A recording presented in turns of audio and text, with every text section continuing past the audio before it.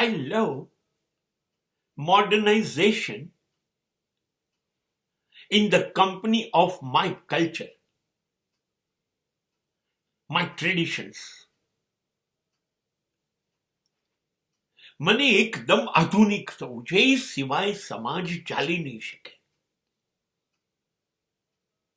બદલાતો સમય છે.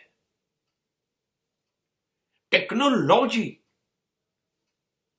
IT, science, medical science, space કેટલી ભાગી રહી છે દુનિયા, કેટલી ઝડપથી. હા, મારે એમાં રહેવું છે. બહુ સાચી વાત છે. એની સાથે જીવવું છે. હવે મને પંક્ચર બનાવતા સાયકલ નહીં આવડે એની ચિંતા નથી કરવી.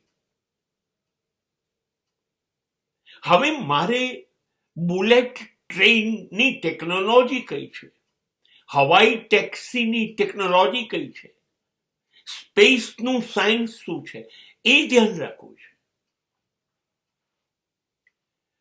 મારે કસરત નથી કરવી એમ નહીં, મારું આરોગ્ય જાળવવું છે, મારો ડાયટ જાળવવો છે, મારા સંસ્કાર છે. મારું કઠોળ, મારા શાકભાજી, મારા ફળ, એ મારા સંસ્કાર છે. એને છોડવા નથી મને. પણ મેડિકલ સાયન્સ જે પ્રયોગો કરી રહ્યું છે, શરીરને વધુ આધુનિક, વધુ સગવડભર્યું, વધુ શક્તિશાળી બનાવવાનું, એમાં પણ મને રસ લેવો છે. પૂનમની ચાંદની ની શીતળતા મારી અંદર હોવી તો જોઈએ છે. મને ખુશ કરે. એ મારા સંસ્કાર છે, મારી સંસ્કૃતિ છે. પણ સાથે સાથે ચંદ્ર ઉપર વિશ્વએ કઈ શોધ કરી, ભારત શું કરી રહ્યું છે, એ સ્પેસ નું જે નોલેજ છે એ પણ મને મેળવવું છે. લગ્ન કરતી વખતે મંગળ છે કે નહીં એ મારી પત્ની સાથે મેચ કરવો છે, મારો સંસ્કાર છે, મારું કુટુંબ કે છે. પણ મંગળ ઉપર ભારત ઉતર્યું અને મંગળ ઉપરના ફેરફાર શું છે એ પણ મને જોવું છે. મને આધુનિકતા સાથે હું નહીં રહું તો હું પછાત પડી જઈશ.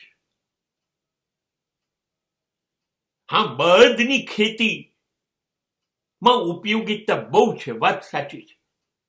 પણ એ તો વરસાદ પડશે ત્યારે મહિનો ખેડવું પડશે ને આટલું મોટું ખેતર. હા, ત્યારે હું ટ્રેક્ટરનો ઉપયોગ ભાડે લઈને પણ કરીશ. આપણે જૂનું જે છે એ આપણું છે. હું અંગ્રેજી શીખીશ કેમ કે વિશ્વનું બધું જ્ઞાન એમાં છે. પણ હું મારી ભાષા, મારી લોકબોલી, મારી ગુજરાતીનું ગૌરવ મારી જીભ ઉપર રાખીશ, ક્યારેય ભૂલીશ નહીં. તો હું મારા સંસ્કૃતિ, સંસ્કાર અકબંધ રાખી અને આધુનિક બનીશ. રોબોટની ટેકનોલોજી હું અભ્યાસમાં લઈશ.